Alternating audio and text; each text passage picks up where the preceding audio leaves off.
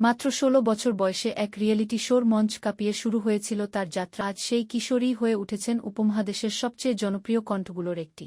মিষ্টি কণ্ঠ, অসাধারণ গায়কী আর হাজারো সুপারহিট গান দিয়ে কোটি মানুষের হৃদয় জয় করেছেন তিনি। বলিউড থেকে টলিউড, আবার দক্ষিণী সিনেমা, সব জায়গাতেই সমান জনপ্রিয় এই গায়িকা। আজকের ভিডিওতে জানাবো কিভাবে সাধারণ এক প্রতিযোগী থেকে ভারতের সবচেয়ে সফল নারী সঙ্গীত শিল্পীদের একজন হয়ে উঠলেন শ্রেয়া ঘোষাল। ছোটবেলা থেকেই গানের প্রতি ছিল শ্রেয়ার ভীষণ আগ্রহ। মাত্র ১৬ বছর বয়সে জনপ্রিয় রিয়েলিটি শো সা রে গা মা পাতে অংশ নিয়ে বিজয়ী হন তিনি। সেই মঞ্চেই তার কণ্ঠে মুগ্ধ হন বিখ্যাত নির্মাতা সঞ্জয় লীলা বানসালী। আর সেখান থেকেই বদলে যায় তার পুরো জীবন। পরবর্তীতে দেবদাস সিনেমায় গান গাওয়ার সুযোগ পান শ্রেয়া।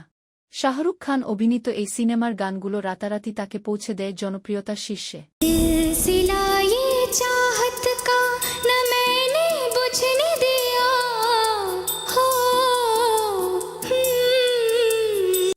এরপর একের পর এক সুপারহিট গান উপহার দিয়েছেন তিনি। রোমান্টিক, ক্লাসিক্যাল কিংবা মেলোডি, সব ধরনের গানেই নিজের আলাদা জাদু দেখিয়েছেন শ্রেয়া ঘোষাল। বর্তমানে ভারতের সর্বোচ্চ পারিশ্রমিকপ্রাপ্ত নারী গায়িকাদের মধ্যে শীর্ষে রয়েছেন শ্রেয়া ঘোষাল। জানা যায় একটি গানের জন্য তিনি প্রায় ৩০ লাখ রুপি পর্যন্ত পারিশ্রমিক নেন।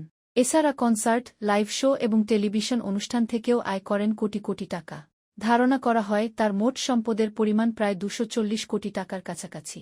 মুম্বাই ও কলকাতায় রয়েছে তার বিলাসবহুল বাড়ি। ব্যক্তিগত জীবনেও বেশ সুখী এই গায়িকা। দীর্ঘদিনের বন্ধু শিলাদিত্য মুখোপাধ্যায়কে বিয়ে করেছেন তিনি। বর্তমানে তাদের সংসারে রয়েছে একটি পুত্র সন্তান।